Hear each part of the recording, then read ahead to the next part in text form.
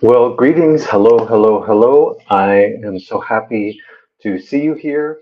And today is, as you may see in the title, is a big milestone, a big celebration for me.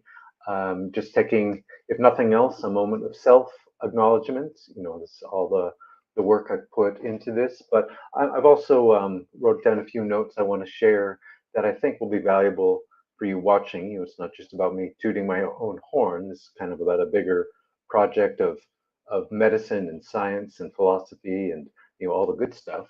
So the as it says in the title, today is day number 2,500. That's a huge milestone.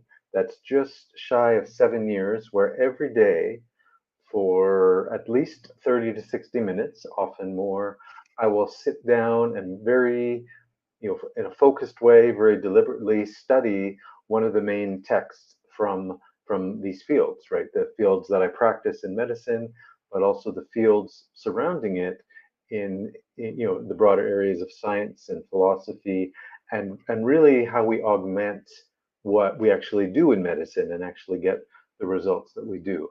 So, as I say, thank you for joining me.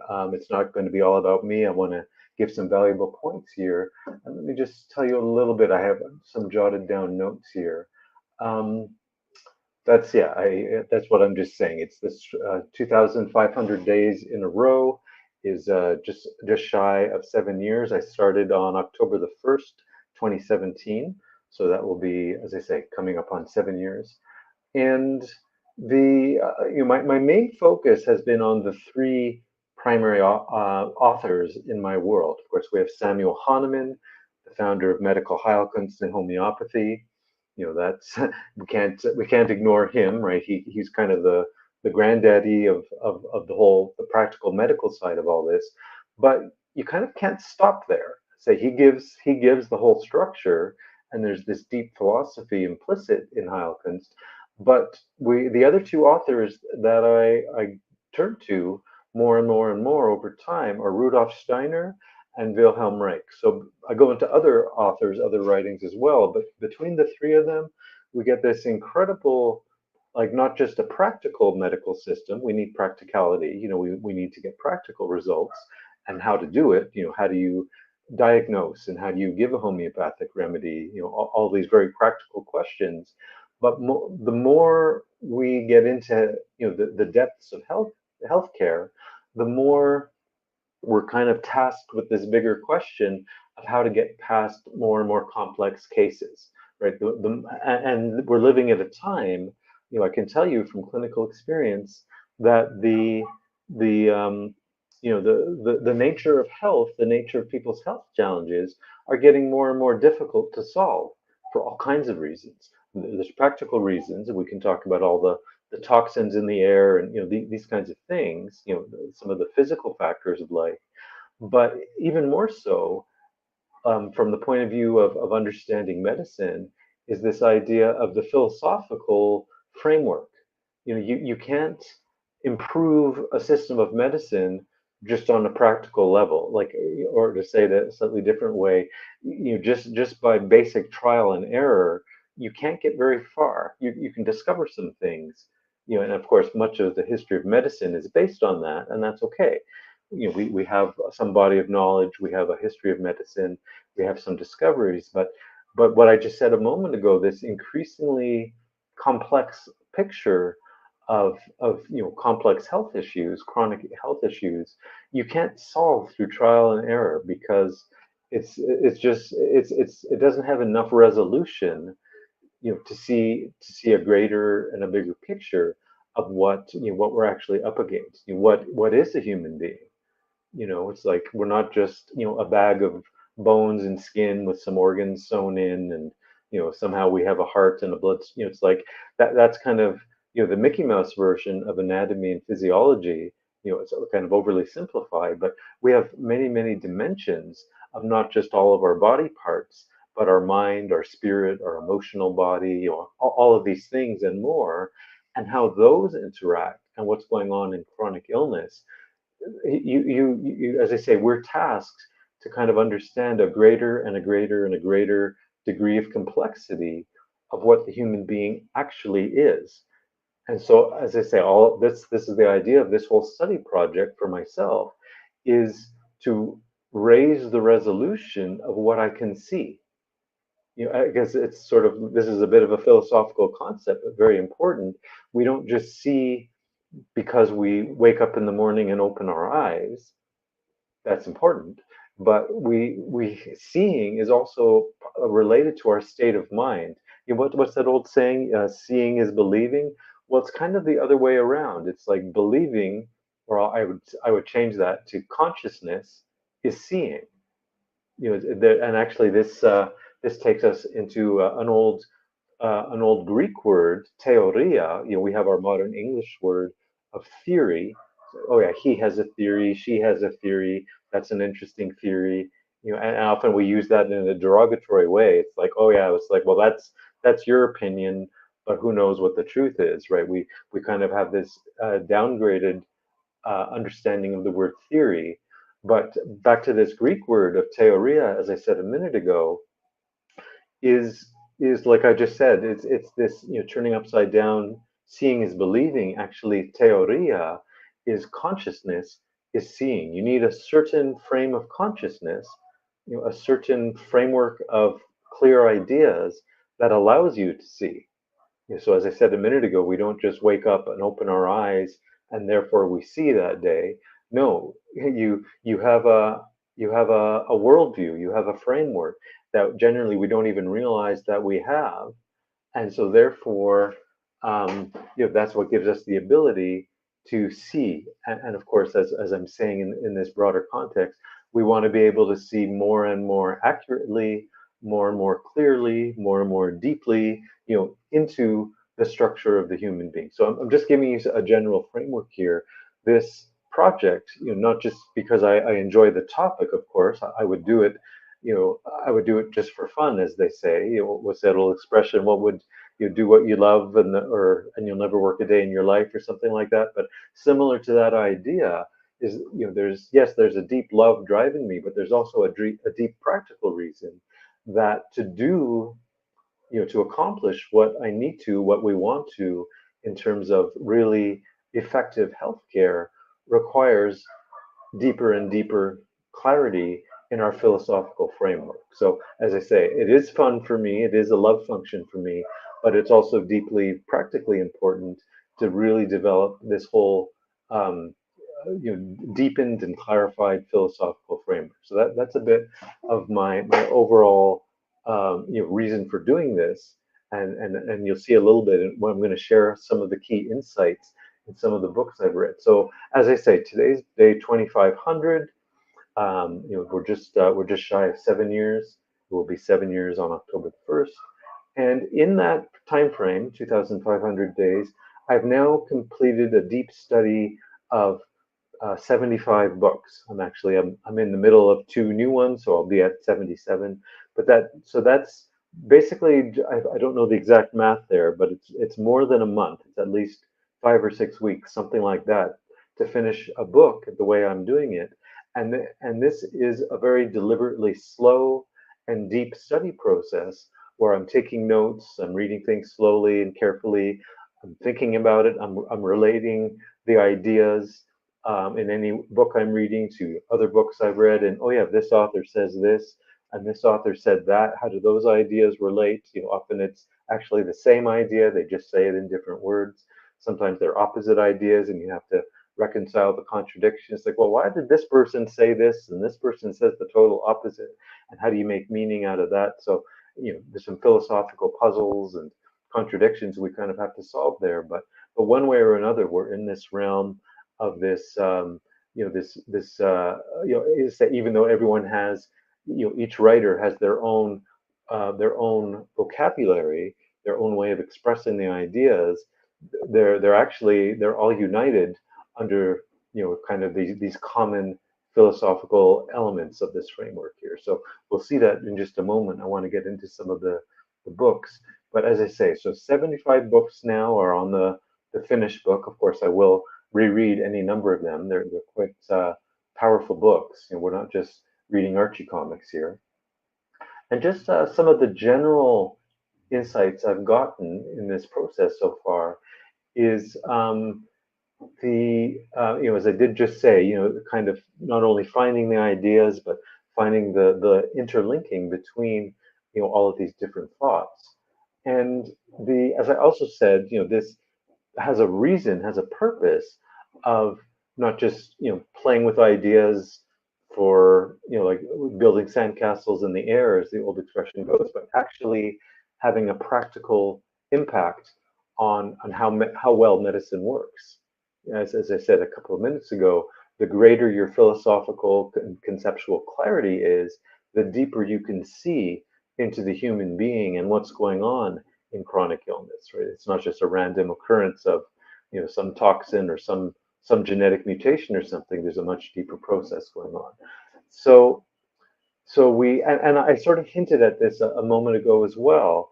We have Hahnemann, our great medical teacher, giving us homeopathy and Heilkunst and how do you diagnose and how do you do all these practical things. But we have not only, but especially in Rudolf Steiner and Wilhelm Reich, we have these great philosophical expansions of what is the human being and how do we move through the world, how do we develop, what is our mind, what is our life energy, all of these kind of deep medical and philosophical concepts. Hahnemann's system kind of hints at it, but Steiner and Reich really give us very, very detailed, science and philosophy as to how to unpack those concepts. So let me get into. I just have my notes here. I've picked out five, of the 75 books I've gone through so far. I've picked out five of the top books, and it's kind of unfair. They're all top books in a way, but I'm just focusing on five, which I have or will read, more than one time, just because they're so powerful. And number one, we have Rudolf Steiner's book, Philosophy of Freedom, or you may know that book by one of its more recent translations called Intuitive Thinking as a Spiritual Path. That's kind of an alternative way of translating the idea of that book into a different title. Same book, Philosophy of Freedom. And this, Steiner himself said, was of everything he wrote, all of his many books and his 6,000 lectures that are also available to read. He put out a huge amount of output, and it's a little bit of where do you start, and like how do you find your way through all these writings. Well, he himself said this book, The Philosophy of Freedom, will be the only book that's still around in 500 or 1,000 years from now. Everything else will fall away from history, but this book will stand the test of time. That's an amazing thing to say, because as I say, the amount that he put out and how powerful all his writings are and everything. But why would he say that about this book? Well, fundamentally, in the Philosophy of Freedom, he gives us this fundamental methodology of thinking, of knowledge, of science, all forms of science, all forms of acquiring knowledge. Like this, in a sense, he says it in so many words. With this method, even if and when all of his other books disappeared, into the nothingness of history, the method of this book will allow anyone to recreate all the knowledge that he shared with us. So, that's quite an amazing thing. So this method that he gives us, as I say, it's the foundation of thinking, it's the foundation of science, the foundation of knowledge, and what he calls that, if and when you read this book, it's something he calls the exceptional state of thinking. Well, and this can again be its own multi-hour lecture. I just want to say this in a very brief way. You'll have to read the book and you'll have to think through this for yourself further. I just kind of want to make some medical points that are implicit in this. But what he calls the exceptional state is this. What he means by exceptional is that it's not our usual way of thinking.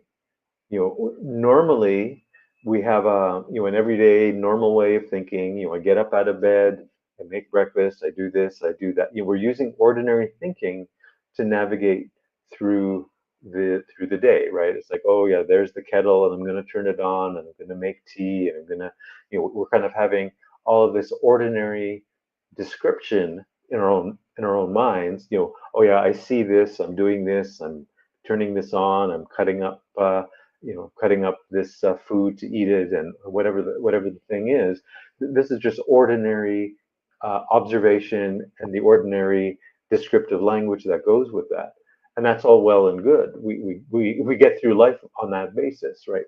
But what he calls the exceptional state, and as I say, it being the basis of the of science and knowledge and all of these other higher elevated results of our thinking, is the state where we actually we're not just using thinking for the ordinary objects we see around us, but we're actually in this able to get into this dynamic process of where thinking um, can behold itself, so to speak.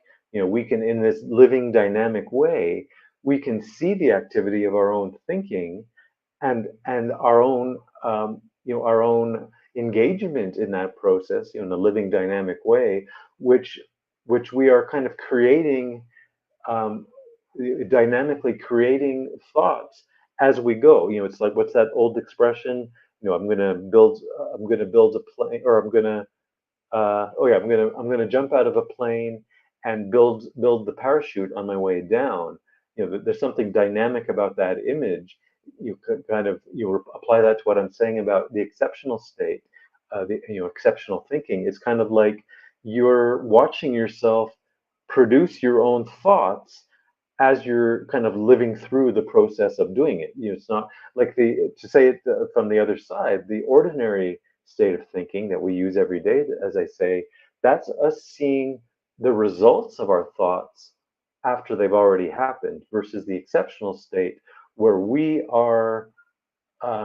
see ourselves, and actively participate ourselves in the actual creation of the living thinking. So I'm going to leave it at that. As you kind of have to think through it. You have to read his, where he writes about this and the implications. But just so you know, like, it's a very powerful thought, and what I want to kind of leave this all important point on is applying it back to medicine.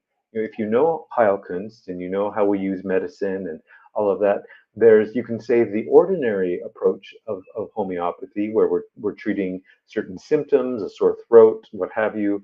To use Steiner's language here, we can call that ordinary medicine. Hahnemann doesn't talk about it that way. I'm just drawing a parallel here, versus Steiner's exceptional state of thinking, where we get into that in Heilkunst, where we're going after the deeper root causes of disease, not just the symptoms. Symptoms are okay to treat, but until you treat the root cause, the symptom just keeps coming back, or another form of it. So what I'm calling, ordinary symptoms, ordinary medicine, ordinary homeopathy, we can now take Steiner's term, the exceptional state, and we'll call that in Heilkunst these exceptional root cause remedies, what we call tonic prescribing, or we can say it at another level, like, these are getting into the deep archetypes of nature.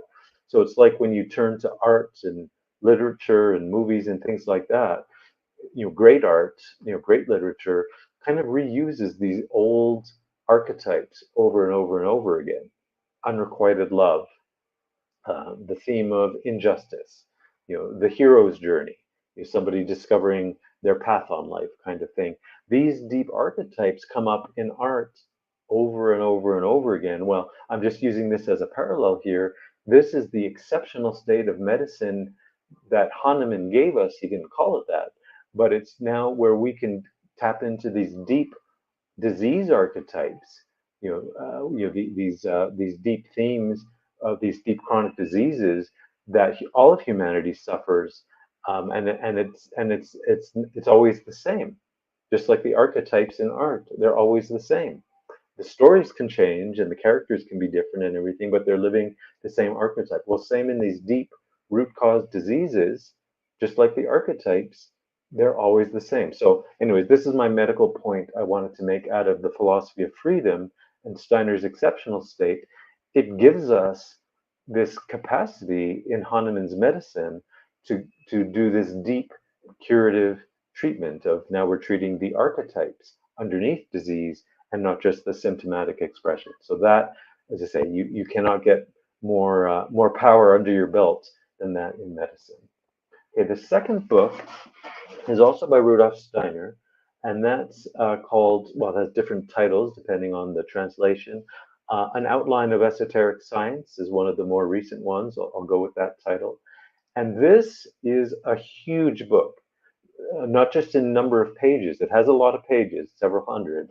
It's one of these doorstop of a books, but it's also huge in terms of its content and its implications. Like what he does in this book is he gives us this incredibly huge map of the human being, the human consciousness, the processes of the earth and the cosmos, and the evolution of all of the above. He gives a big, big, big, big, big map of all of that, like unlike anything pretty much any of us have seen before, right? If you think 5,000 or 10,000 or even 100,000 years is a long time of human history, that's nothing. Like he's giving these grand planetary cycles of human evolution, going from one, not just one historical phase of humanity to the next, but one planetary cycle to the next. I say it's a big, big, big, big, big story. I can barely even touch on any of the details here. Kind of takes us out of the purpose of today's video. But just so you know, and it's I'd call it one of the Bibles if we're in dynamic medicine, dynamic philosophy, dynamic science.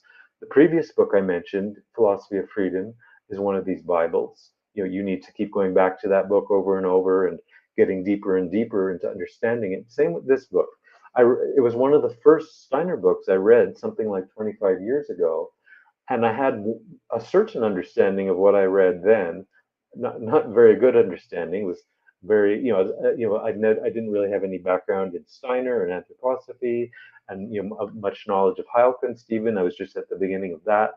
But now that I reread this book, very recently actually, some 25 years later, wow, it's blown my doors right off. It's like I remembered what I had read 25 years ago. It's like, oh yeah, I remember when he was making these points and talking about this kind of, meditation exercise and this part of human evolution and this, that, and like I remembered the points, but reading it now, I'm like, oh, now I actually understand what he's talking about at another level. As I say, I had almost no understanding. Now I have some decent understanding of it. I have a ways to go still, but yeah, this, as I say, this is kind of the second Bible. If you want to have a little canon of all the most essential books, and I guess the medical, as I say, we could go on for hours and hours on the content of this book, but I'll maybe make one final medical implication that I find in this book, and that is where he's giving this grand, grand, grand map of humanity and the cosmos and our place in it and how evolution is progressing in a certain direction and all these things. That's a huge picture. In our immediate practical medical consciousness, there's a great parallel between what we're doing with Hahnemann's medicine. We are always aiming, in terms of diagnosis and prescription, to move the patient forward in kind of a positive evolutionary direction, right? They're moving forward in their life. The symptoms are being pushed out. What we always say, better out than in. So it's the direction of cure, which is a powerful medical concept, as opposed to the direction of suppression, which is just like sweeping the symptoms under the rug. Not a good idea, right? So that's a backwards process of evolution. So you go to the allopathic doctor for most of the prescriptions that they hand out are going backwards in a patient's evolution, sweeping symptoms under the rug. It looks good. Oh, the symptoms disappeared. That was a miracle drug. But the consciousness and the evolutionary direction of the patient got pushed backwards. Not good. So anyway, the cure versus suppression is a major Heilkunst medical concept, but I would say, yeah, that's one of the big medical implications of this outline of esoteric science. So let me leave it at that, because yeah, that book could take, we could spend the rest of our lives just studying and discussing that one book. It's kind of got everything in it, as far as the history of humanity and evolution and all the rest of it. Third book. Now, what we're going to turn to Wilhelm Reich, um, and very briefly, he was you could say, one of the star pupils of Sigmund Freud, and the psychoanalytic school. He was kind of a rising star in the psychoanalytic world, and kind of one of the pet students under Freud. He was kind of, you could say, being groomed to be the next leader of the psychoanalytic movement in the generation following Freud. But for various reasons, and starting with this book, one of these, it's a very thick book, just like I said about Outline of Esoteric Science, but it's not just big in size. Again, it's big in implications. And where he was this star pupil in psychoanalysis, this book was kind of the beginning of the end of his psychoanalytic association, in that sense, where he was starting to break away in very profound ways. And so the name of this book, Character Analysis, is kind of this obvious, deliberate change from psychoanalysis to a different concept. No, we're not doing psychoanalysis. The title is telling us we're doing character analysis. Well, what does that mean? Well, that has deep, deep therapeutic implications and meanings. But very, very briefly, just to say that Reich's criticism of Freud and psychoanalysis was that it was out on this mystical level of abstraction and wasn't actually getting to the root of anything. And this is the old joke about psychoanalysis. Woody Allen in movies and everything else. It's kind of like, well, I've been in psychoanalysis for 25 years, and I like my therapist, and we just have a good talk every week. But it's like this implication that, well, the content is just getting recycled around and around and around and around. And yeah, there may be some nice insights, that the person kind of now understands about their behaviors or whatever, but the actual medical progress is not being made. So this was Reich's big problem and why he broke away. And of course, he went deeper and deeper and deeper into the direction he went in. But this was the beginning of his character analysis. And as I say, this is another book we could spend the rest of our lives studying, this one book and discussing it and the implications of it. And yeah, we would never run out of juice to squeeze out of that. So anyway, I'm just giving you a big, big thumbnail sketch there. Sorry, that's kind of more of a tease than what you want to hear more, but we can get into more in another video. But what I want to do for the purpose of this video is take this idea of this breakaway from psychoanalysis and actually getting into a curative direction, just like we said with Hahnemann's remedies. Now we have these curative remedies. Imagine that. Well, now we have curative psychoanalysis, curative character analysis in Reich's terms.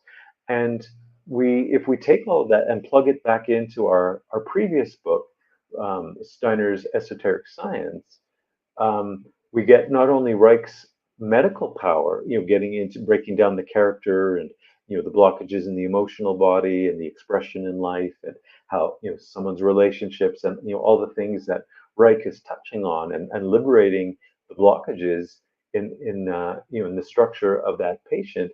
What if we take all that idea, in fact, I've done this, and plug it back into the second book, The Outline of Esoteric Science by Steiner, where Steiner gives us this great, great big map of the human being, including all of our subtle energy bodies. We not only have a physical body, but we have an etheric body of life functioning, an astral body of dreams and desires, and then a higher fourth body of kind of the human individuality, or you can say the spiritual ego, to coin a term on the fly.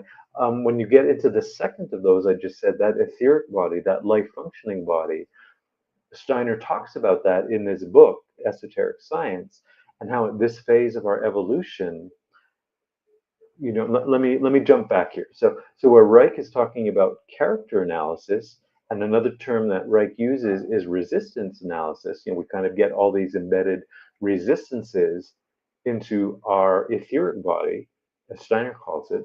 So that's in Reich's terms, those are the blockages to the emotional body and our functioning and our happiness and our relationships, all these other things.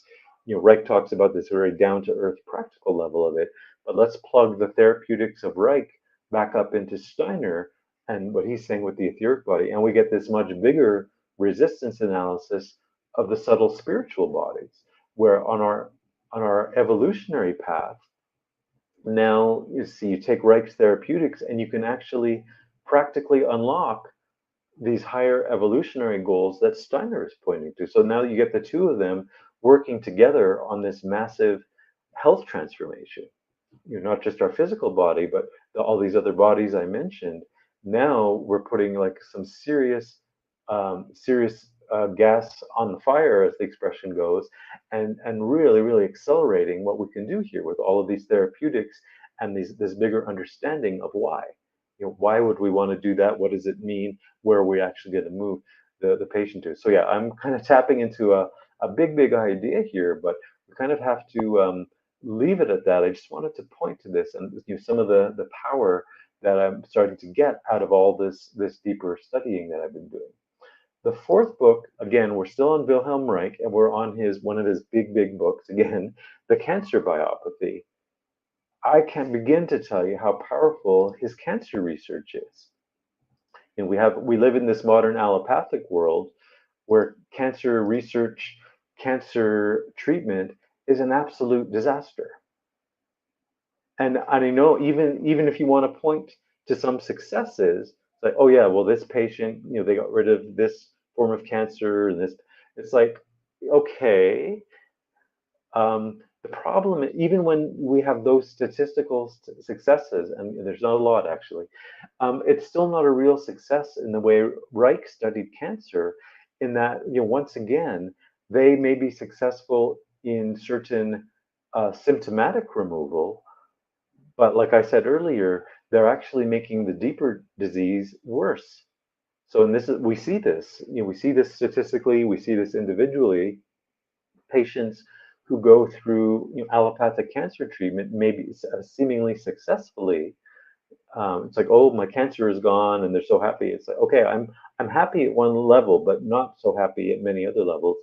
Is that symptomatic treatment sets the patient up for an even worse case of cancer to come back sooner or later, either in the same organ or body part, or a different organ or body part, but it's the same cancer, just deepened.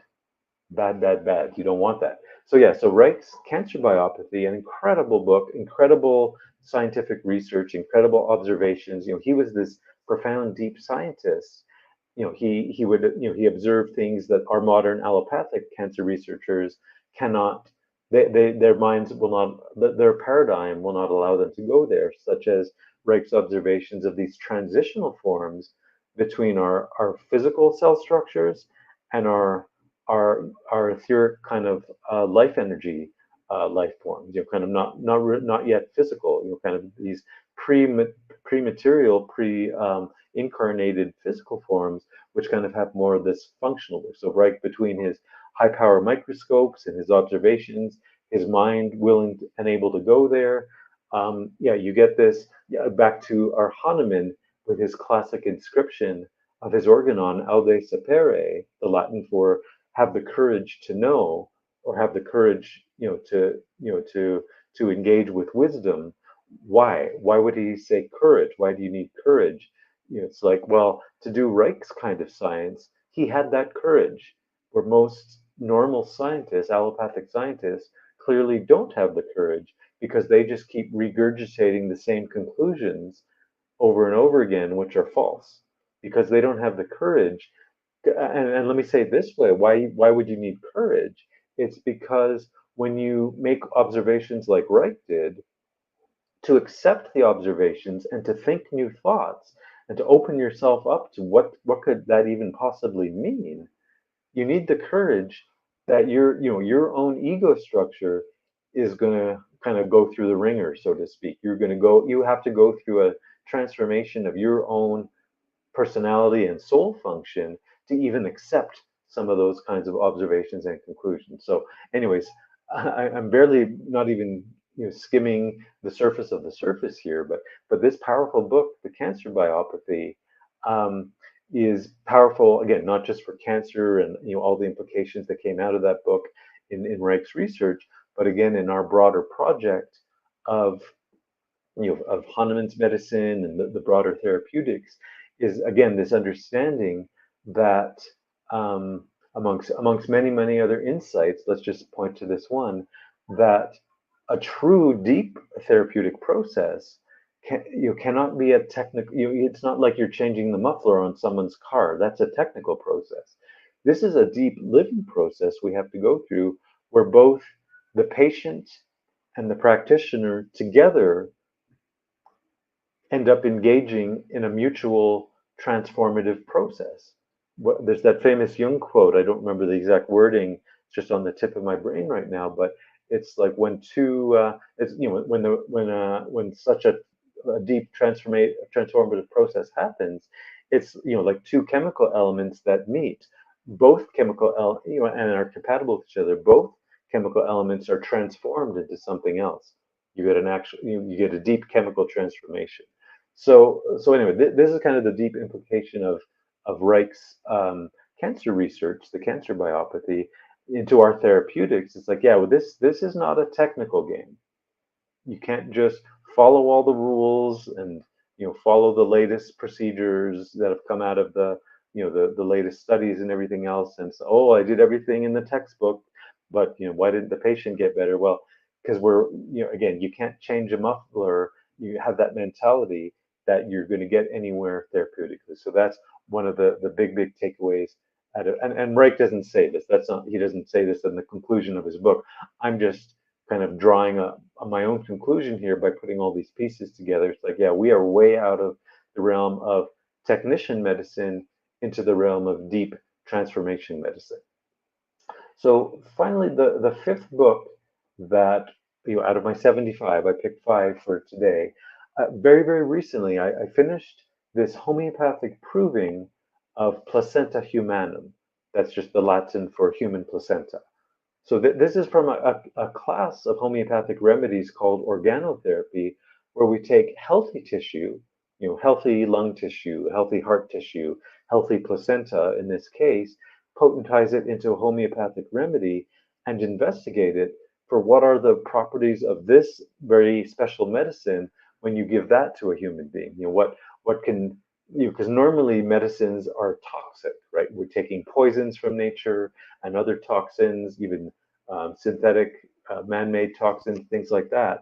Okay, that's the history of medicine, built on toxicity. But what happens? This is a fascinating question. What happens if we base a homeopathic remedy on a healthy human tissue, or even a healthy animal tissue, a healthy liver or something like that from an animal? So placenta, as the most recent book I read, this homeopathic proving, absolutely fascinating remedy. I didn't know it until it's about a month ago. I knew of it, but I hadn't studied it.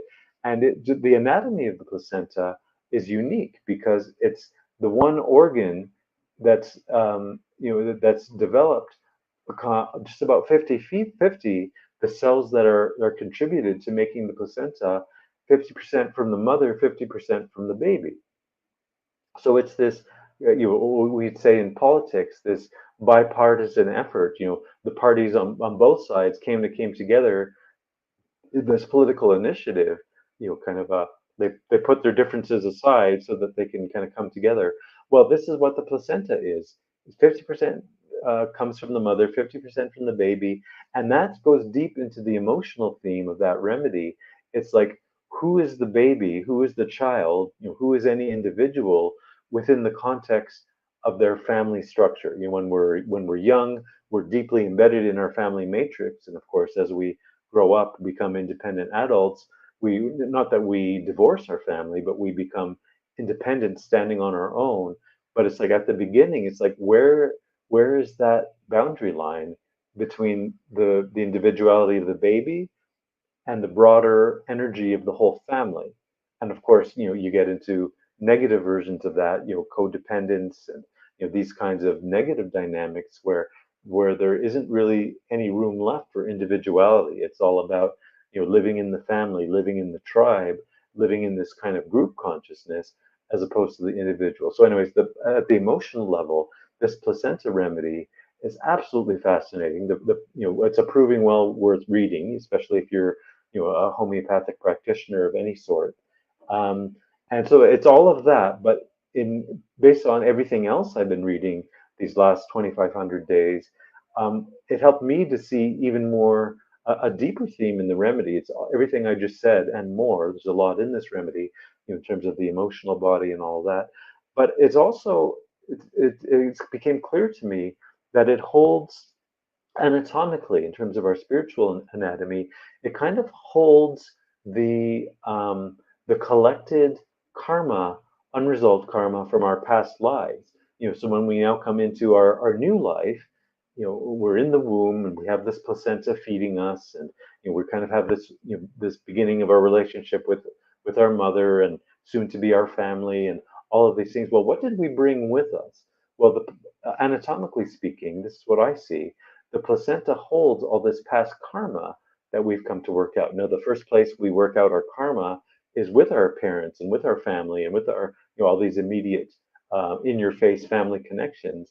But then, of course, if we successfully um, graduate out of our family, we kind of move up through all these levels of our old past karma. So to me, this is the big energy that's being held in the spiritual anatomy of the placenta, is what I just said. It was our past karma that we come to first address, of course, to our family, but then we hopefully graduate beyond that. So that's a very quick run through of 5 of my top books out of my 75 books that I've read. So much more to be said, even on these 5 books alone, let alone all 75 books I've read. But I will keep, um, gathering my insights and putting out some presentations on any of these concepts, any of these books. And I have a new Substack page. It's at jeffcorranter.substack.com, and I will continue to put more content out there. I've just kind of launched it recently, but thank you so much for celebrating with me today. These 2,500 days, summarized in what, just under 43 minutes. Not too bad, but yeah, I will see you in my next video, and I hope, of course, you can put any questions in the comments. I'll bring those forward to future presentations, and I hope to see you soon.